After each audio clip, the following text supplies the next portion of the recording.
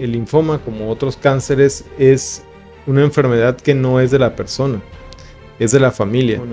Un linfoma es una neoplasia. Los linfomas se manifiestan por abultamientos que pueden ser obviamente en las zonas de los ganglios linfáticos. Y lo más importante, y que siempre insistiremos en medicina, es la medicina temprana. Sí. Acudir al médico, no esperar o ir a la farmacia y comprarnos algo para ese dolor y que se nos quite.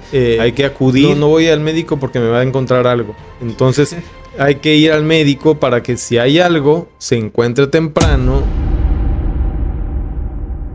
Hola, ¿qué tal? Bienvenidos a todos. Gracias por vernos. Estamos hoy con el doctor Mandujano. Mucho gusto, doctor. Es un placer volverle a tenerle pues aquí en este espacio. Y el día de hoy vamos a hablar sobre uno de los temas más interesantes en la medicina y en la patología, y es acerca del linfoma. ¿Qué tal, doctor? ¿Cómo se encuentra? Bien. ¿Qué tal, Jonathan? Gusto saludarte. Bueno, doctor, vamos de lleno a lo que es este tema y vamos a hablar sobre qué es un linfoma, doctor. ¿Qué nos puede comentar sobre el linfoma? ¿Cómo no? Un linfoma es una neoplasia. Los linfomas son neoplasias malignas. Todos los linfomas son malignos. Son compuestos por linfocitos. Pueden ser por linfocitos B, linfocitos T o linfocitos NK, o un grupo que es más raro, que son los que llamamos linfomas null o linfomas tipo nulo. Perfecto, doc. Y entonces, ¿qué vendría siendo un linfocito a grandes rasgos para fines de entender un linfoma? Claro. Los linfocitos son células propias de la defensa. Ellos están circulando en la sangre y también están presentes en sitios específicos de defensa. Hay sitios de concentración natural, fisiológicos y anatómicos, como las placas de Peyer, como las amígdalas, las adenoides. Es decir, hay sitios específicos en los cuales normalmente hay grandes cantidades de linfocitos. Incluso cuando en una zona hay más exposición a antígenos, es decir, a sustancias o factores que pueden activar el sistema inmune, hay centros de concentración de más linfocitos, que incluso puede haber centros especializados de linfocitos que los llamamos folículos linfoides con centros germinales. Por ejemplo, las amígdalas están llenas de folículos linfoides con centros germinales. También los vemos en la mucosa del colon, los vemos en el apéndice, es decir, en sitios donde hay más antígenos a los que pueda responder y señalizar el cuerpo, pues entonces ahí los linfocitos están en mayor cantidad. En mayor cantidad. Entonces, básicamente, los linfocitos están básicamente en todo nuestro cuerpo, ¿no? Dándonos una respuesta inmune. Y en este contexto, hablando y entrando al linfoma, usted, en su experiencia o de la literatura que nos marca, ¿cuáles son los síntomas más comunes respecto a un linfoma? O cuando un paciente empieza a preocuparse, ¿no? Por tener quizás un bulto en lo que es en la región del cuello o en la región cervical. Claro. Bueno, esto es un tema amplio, el hablar de la sintomatología de los linfomas, porque tendríamos que tomar en cuenta que hay los linfomas clásicos que se originan en los ganglios linfáticos, o también hay sitios extraganglionares, es decir, sitios que no son ganglios linfáticos. Entonces, eso nos va a ir dictaminando las características clínicas, ¿sí? Clásicamente los linfomas en ganglios linfáticos se manifiestan por abultamientos que pueden ser obviamente en las zonas de los ganglios linfáticos, que van a ser la mayoría de los casos indoloros, de mediana a larga evolución, es decir, que sean de varias semanas a meses, ¿sí? Y que no se asocien importantemente a ningún cuadro inflamatorio regional. Sí, esa es la característica principal de los linfomas en ganglios linfáticos. Van a crecer uno o varios ganglios, sobre todo por sitios, ¿sí? Pueden ser que inicien en el cuello del lado izquierdo, luego extiende los dos lados, luego en los ganglios axilares. Sí, de hecho esto nos sirve en la exploración para ir clasificando en qué sitios hay afectados para la estratificación. Los linfomas que no son de ganglios linfáticos pueden tener entonces diferentes sintomatologías. Por ejemplo, un linfoma en el sistema nervioso se puede manifestar por convulsiones. Un linfoma cutáneo se puede manifestar por placas rojas y nódulos rojos, ¿sí? Un linfoma en el tubo digestivo, por ejemplo, en el intestino delgado, se puede asociar a cuadros de trastornos en la absorción intestinal. Un linfoma en el estómago se puede asociar a sangrados del tubo digestivo alto, se puede asociar a sensación de plenitud. Es decir, según el sitio donde esté el linfoma, van a ser las características clínicas que va a manifestar. Manifestar. Entonces, en este caso, eh, vamos a poner un caso hipotético. Una señora, bueno, un paciente masculino tiene un bulto en la región cervical. ¿Cuándo una persona se debería preocupar o qué tiempo o después de quizás cursar una inflamación o un proceso bacteriano, en qué momento una persona se debería preocupar o en la ingle, en este caso, porque sea un linfoma en su experiencia? Ok. Bueno, los linfomas en general son lo que llamamos diagnósticos de descarte. ¿En qué sentido? Que siempre que se incrementa el volumen en los ganglios linfáticos, hay que hacer la exploración, hay que ver si hay síntomas agregados en la región. Por ejemplo, si son ganglios en el cuello, pero el paciente tiene o tuvo una faringitis reciente. Entonces todo esto nos va a orientar si es algo reactivo inflamatorio. Entonces, cuando el paciente tenga persistencia de incremento en el volumen de los ganglios linfáticos por largo tiempo y que no tiendan a reducirse del tamaño, sino al contrario, no sean dolorosos, pero vayan creciendo progresivamente en tamaño, cualquier bulto anatómico anormal con estas características debe ser evaluado por un médico para decidir el abordaje de diagnóstico y con eso poder enfocar el tratamiento dirigido para primero esclarecer de qué se trata, ¿sí? Ya que pueden haber otros abultamientos, por ejemplo, en el cuello y que no sean ganglios, pueden haber también quistes o pueden ser abscesos que no sean necesariamente en ganglios linfáticos. Entonces, por eso es importante primero evaluarlo, clasificarlo y entonces decidir cuál es el abordaje de tratamiento. Muchas veces con la exploración y un ultrasonido nos podemos dar mucha idea de ante qué tipo o familia de lesión estamos. Bueno, doctor, ¿y una persona con un linfoma presenta síntomas tempranos, se le agrega fiebre o va perdiendo peso? Sí, puede presentar fiebre. También, como decíamos, según el tipo de linfoma, ¿no? Pero sí puede tener fiebre de predominio nocturno, ¿sí? Puede tener reducción de peso. Es importante siempre al paciente preguntarle si bajó de peso eh, de la nada o si se asoció a una dieta o ejercicio. Eh, Malestar general, ¿sí? Puede tener escalofríos, esos son los síntomas eh, y signos generales que puede tener un linfoma en términos amplios. Sí, claro, porque hablar de linfoma es hablar de muchos, ¿no? Porque a veces se tiene como la idea de que el linfoma solo es cervical, ¿no? Y el linfoma es en ingle, y lo que nos comentaba, en diferentes partes de lo que es el sistema.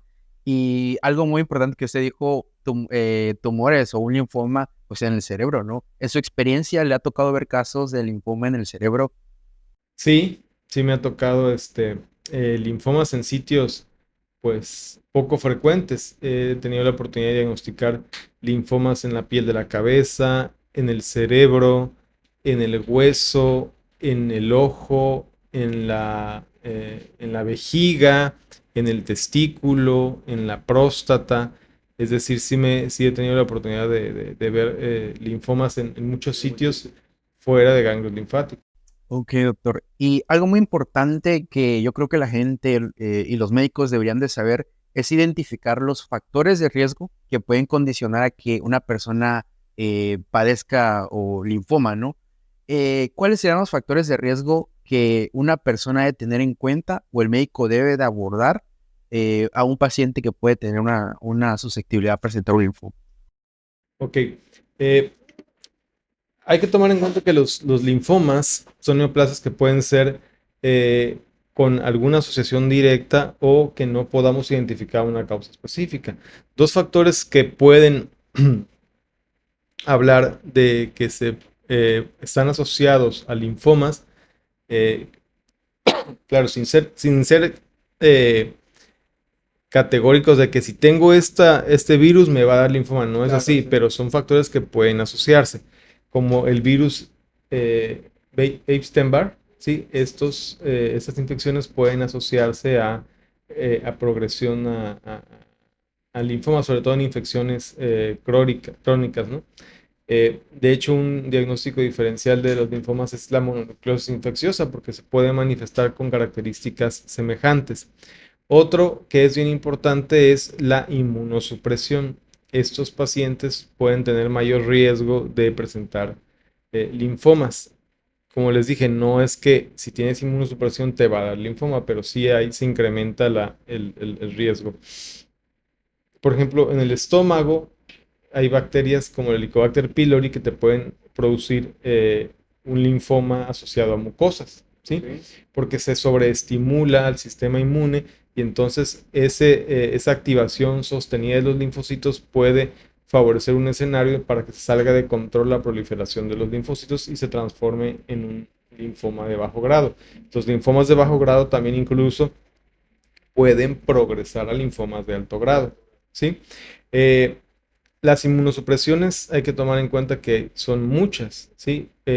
Por ejemplo, no solo es el VIH-Sida, sino también, por ejemplo, pacientes con condiciones que toman, por ejemplo, medicamentos crónicamente para modular el sistema de defensa inmunitario, pues también tienen riesgo. Los linfomas, por ejemplo, como los linfomas de Burkitt, hay linfomas que llamamos esporádicos, hay linfomas que llamamos endémicos, como lo que pasa en la franja central de África, y los linfomas asociados a inmunodeficiencias. Entonces, hay que ver según el contexto, porque casi siempre las inmunosupresiones pueden favorecer que se desarrollen. Y una pregunta que yo creo que tendrían muchas las personas, ¿hay una edad para que se presente cierto linfoma o es desde que uno nace, por decirlo así? Ok, bueno. Los linfomas pueden ser desde infantiles hasta pacientes seniles, es decir, en todas las edades puede haber linfomas. La edad en la que se presente nos ayuda a irnos orientando qué tipo de linfoma puede ser. Por ejemplo, los linfomas T de tipo micosis fungoide son en pacientes arriba de los 40 años. Los pacientes de linfoma de Hodgkin tienen dos picos, uno es alrededor de la adolescencia y el otro es arriba de los 40 años. Los linfomas B difusos son en general más frecuentes en pacientes arriba de 40 años. Entonces, sí tienen una expresión amplia en edades, pero sí nos ayuda las características inherentes del paciente para ir pensando en las posibilidades del linfoma que se trate. Y doctor, en este caso que abordamos el tema del linfoma, después de una buena exploración física, una buena historia clínica y demás auxiliares, ¿cuándo entra el patólogo y cuál es la labor que tiene el patólogo respecto al diagnóstico de un linfoma? ¿O cuál es el primer estudio o el estudio Golden Standard que se puede tener para decir, este es un linfoma de este tipo? ¿Cómo no? Ok. Habitualmente hay dos formas en las que el patólogo estamos en contacto con el paciente que tiene una sospecha de linfoma o un linfoma. Uno es que el médico cirujano, el oncólogo u otro médico que encuentre estos ganglios y que con su equipo quirúrgico haga una resección del ganglio y nos lo envíen para el estudio histopatológico. Esa es una forma en que tenemos contacto. Otra es cuando a algunos patólogos que nos gusta participar en el abordaje clínico quirúrgico de los pacientes, por ejemplo, guiándonos por ultrasonido con el área de imagen, se toma la biopsia dirigida al ganglio linfático y entonces ya observamos cómo se ven las características del ganglio. Se toman las biopsias con aguja gruesa, el método ideal para tener tejido. Y ya que tenemos ahí el conocimiento de cómo se ve por ultrasonido, en los sitios de donde se toma la biopsia, ya tenemos pues un panorama más amplio para la evaluación, ya que en los linfomas, como en el resto de enfermedades del cuerpo, mientras más información tengamos, más posibilidad de incrementar nuestra certeza en la evaluación. Por eso es importantísimo siempre que entre todos los médicos y los pacientes y sus familiares nos compartan la mayor información posible para poder ser más certeros en el diagnóstico. Entonces, ya que tenemos el tejido del ganglio, hacemos el estudio histopatológico. ¿Sí? Y algo que me parece muy interesante mencionar y que yo creo que la gente tiene mucho miedo a veces es el linfoma, o básicamente cuando le van a hacer una biopsia, es invasiva para el paciente. ¿O usted qué le diría a un paciente que está a punto de ser atendido para que le tomen una biopsia? Si bien hay diferentes médicos que se encargan de tomarla, específicamente quizás el oncólogo u otro médico especialista, ¿qué usted le diría a una persona que tiene miedo de someterse quizás a ese tipo de estudio? Ok. Que lo más importante para que se le pueda dar un tratamiento específico es saber el nombre de la lesión. Entonces, como todo procedimiento, tanto la biopsia por Trugud como la biopsia del ganglio, pues sí implica una sedación con anestesia, sí hay pues una incisión en la cual se va a realizar la resección del ganglio o ganglios sospechosos para su adecuada clasificación. Pues equivale a un riesgo quirúrgico, pero vale mucho para la adecuada interpretación, clasificación y tratamiento de... Poner el nombre y apellido, ¿no? En las lesiones de proliferaciones linfocíticas que llevamos de sospecha de linfoma, siempre realizamos un estudio que se llama inmunohistoquímica, ¿sí?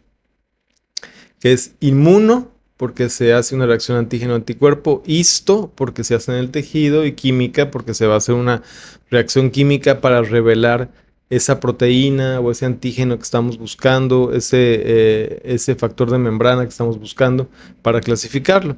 Y entonces es muy importante y nos ayuda mucho el ganglio linfático completo para poder hacer pues diferentes marcadores, porque la clasificación del linfoma nos requiere en general por lo menos 4 o 5 marcadores para la clasificación. Hay casos que llevan mucho más marcadores, pero para ello sí es indispensable tener una buena biopsia del ganglio linfático.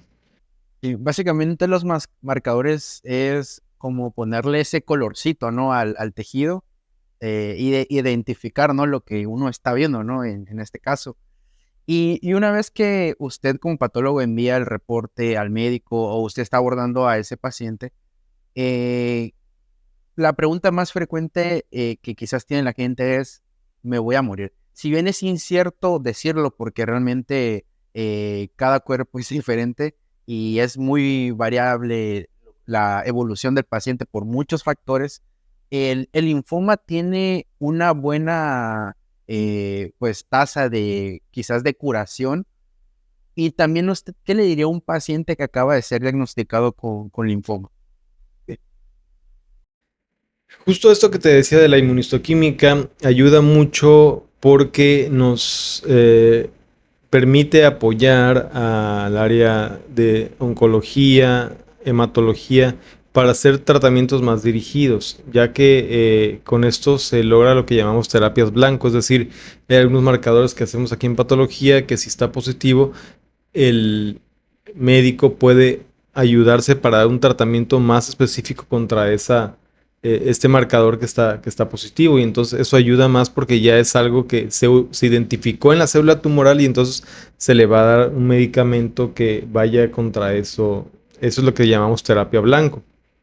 Como cuando los linfomas son CD20 positivos, entonces eso ayuda para la terapia blanco. Cuando los linfomas son CD30 positivos, eso también ayuda. Cuando son ALK positivos, eso ayuda para las terapias blanco. Cuando son marcadores muy específicos, o por ejemplo, en el que te comentaba, como el del estómago, que identificamos también la bacteria de Helicobacter pylori, entonces también se le complementa al paciente tratamiento contra el Helicobacter pylori, ¿sí? Entonces, toda esta serie de evaluaciones ayudan, y lo más importante, y que siempre insistiremos en medicina, es la medicina temprana, ¿sí? Hay que aplicar la medicina preventiva y la medicina temprana, ¿sí? La medicina preventiva es hacer nuestros chequeos periódicos, pues, según la edad, lo que nos toque en evaluación, ¿sí? A los niños con su evaluación de crecimiento y desarrollo, nosotros los adultos cuando nos toca el antígeno prostático, las pacientes damitas cuando les toca el ultrasonido mamario, la mastografía, también los hombres en caso de sentirnos abultamientos mamarios, pues hay que hacernos exploración ultrasonido, ¿sí? Entonces, eso es medicina preventiva, pero la medicina temprana implica mucho cuando estamos sintiendo síntomas, ¿sí? Acudir al médico, no esperar o ir a la farmacia y comprarnos algo para ese dolor y que se nos quite. Hay que acudir, ¿sí?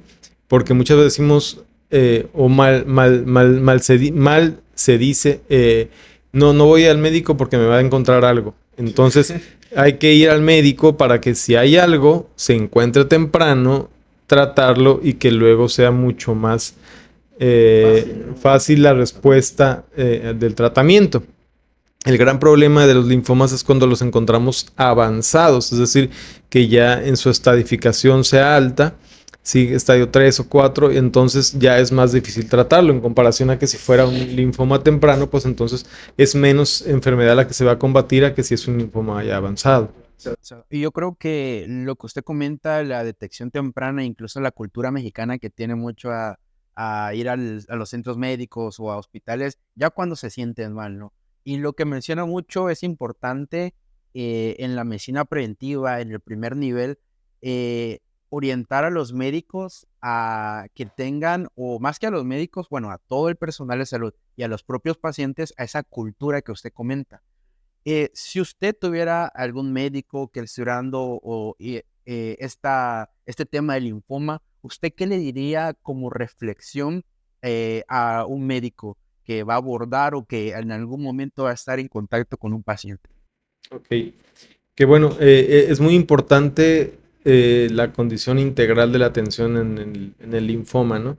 Entonces, vamos a tratar siempre a un paciente, que un paciente tiene o puede tener lo que llamamos comorbilidades, es decir, otras cosas además del linfoma, es decir, hay que ver cómo está de su nutrición, hay que ver cómo está su función renal, su función hepática, su función y condición emocional es importante, porque mientras el paciente esté en mejor condición emocional, aborde con un pensamiento de que se va a tratar y a superar este padecimiento, y sobre eso se trabaja, entonces hay mejores respuestas en los tratamientos. Entonces, yo siempre insistiré que hay que ser muy integrales con el paciente, ¿sí?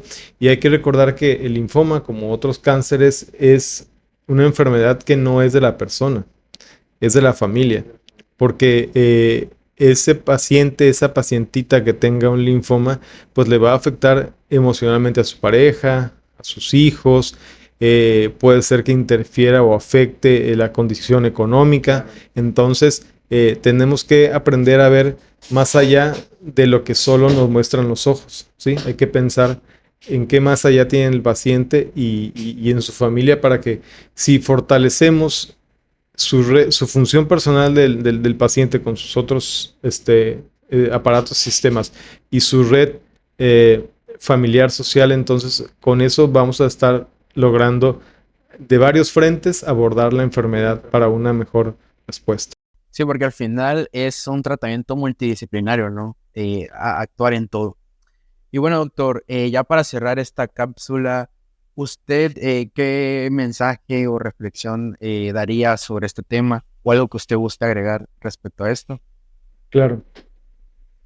Que hay que conocer la enfermedad una vez que ya fuimos atendidos con los médicos. Hay que acudir con la gente que tiene experiencia, el personal de salud que siempre estará interesado en apoyar al paciente o familiares en esto.